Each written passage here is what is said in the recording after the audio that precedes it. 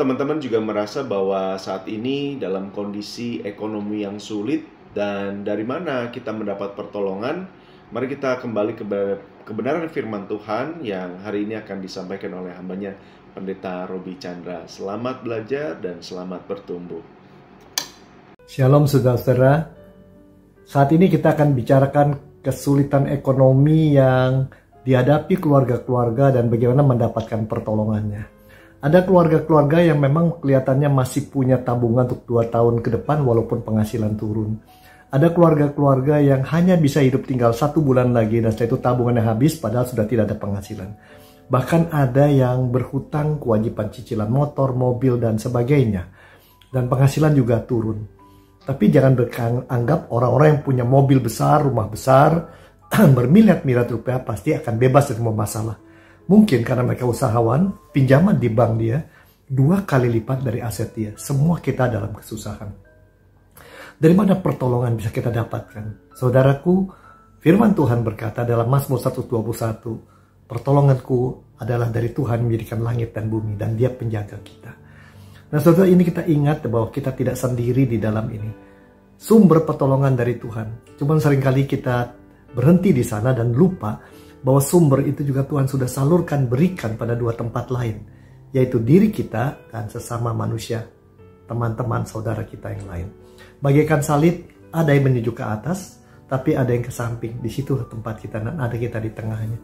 Saudaraku, pertama mengenai kehadiran orang lain pada waktu saat susahan seperti ini adalah saat yang indah buat kita belajar rendah hati, meminta tolong pada orang-orang.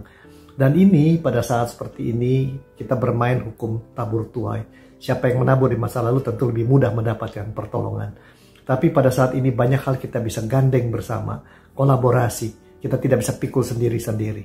Itu yang kita bisa katakan. Mengenai diri kita sendiri, bagaimana sumber-sumbernya? Sebenarnya Tuhan sudah berikan banyak pada kita dan kita tidak lihat. Kita hanya pikirkan apa yang hilang, apa yang sekarang tidak lagi kita dapatkan seperti sebelumnya. Barangkali mental itu harus kita ganti. Semua kebutuhan dan keinginan yang kita tidak dapatkan, mungkin harus kita lihat adalah dari kacamata lain. Semua kebutuhan dan keinginan itu tidak bersifat mutlak, bisa dihilangkan, bisa dipertimbangkan ulang. Kebutuhan adalah kekosongan di antara apa yang kita anggap seharusnya dengan apa yang kita anggap kenyataan. Lalu kita mau isi itu. Padahal standar bisa diturunkan dan apa yang realitas dilihat kacamata lain. Terutama dalam realita kita belajar melihat jangan apa yang hilang, tapi apa yang masih tinggal dan bisa kita syukuri. Lalu kedua, kita bisa tentukan prioritas-prioritas kita. Jadi tidak semua hal kita harus segera dapatkan.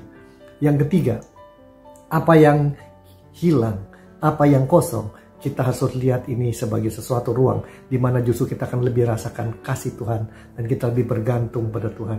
Saudara-saudaraku, itulah yang bisa kita lakukan. Dan kita rasakan sumber berkat Tuhan tidak pernah berhenti di dalam diri kita dan orang lain. Tapi semua bersumber pada dia.